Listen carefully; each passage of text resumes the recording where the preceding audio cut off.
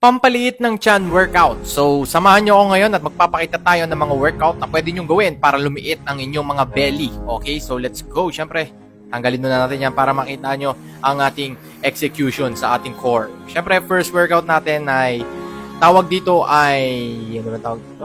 Mountain climber. Ayan, so mountain climbers tayo muna. Siyempre, yan ang pinaka-first workout natin.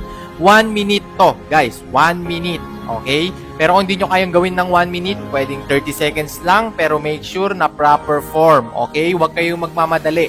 Hindi kailangan magmadali. Basta, proper form yung ginagawa nyo. Okay? Straight lang natin yung arms natin. Tapos, syempre, dapat yung core nyo ay naiipit nyong mabuti. Okay? Kailangan na i-squeeze yung mga taba sa gitna ng tiyan natin. So, yan. 1 minute. Lahat ng workout na ipapakita ko sa inyo ay 4 na ulit yung gagawin. Tapos, meron tayong pahinga na 30 seconds to 1 minute each set. Okay? So, yan. Medyo matagal-tagal tayo dyan. Make sure na proper form, guys. Ha? Tiis lang. Medyo masakit to. Pero, promise ko sa inyo, worth it lahat ng gagawin nyo. Okay? So, yan. Almost 50 seconds na. So, yan. Tapos na. So, next workout natin ay tuloy-tuloy to, guys, ha? Planking.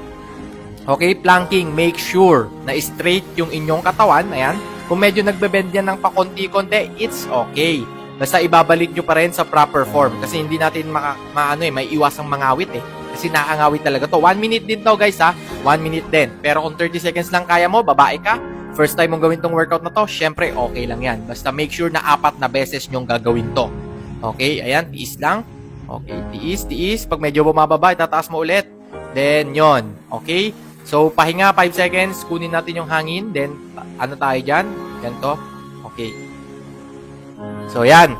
So, ang third workout natin, tawag ko dito ay kickback. Okay? Para naman to sa ating wet poo.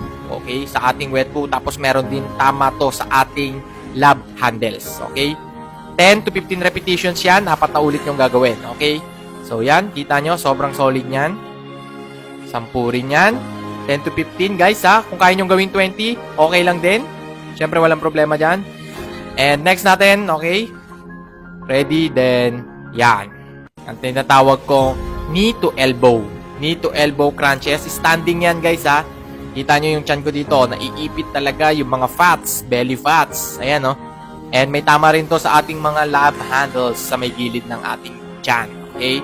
Gawin nyo lahat to. Yan, guys, tuloy-tuloy yan, ha? Walang pahinga yan. Okay? Papahinga lang tayo pagtapos na ng workout na to. Then, 30 seconds to 1 minute pahinga.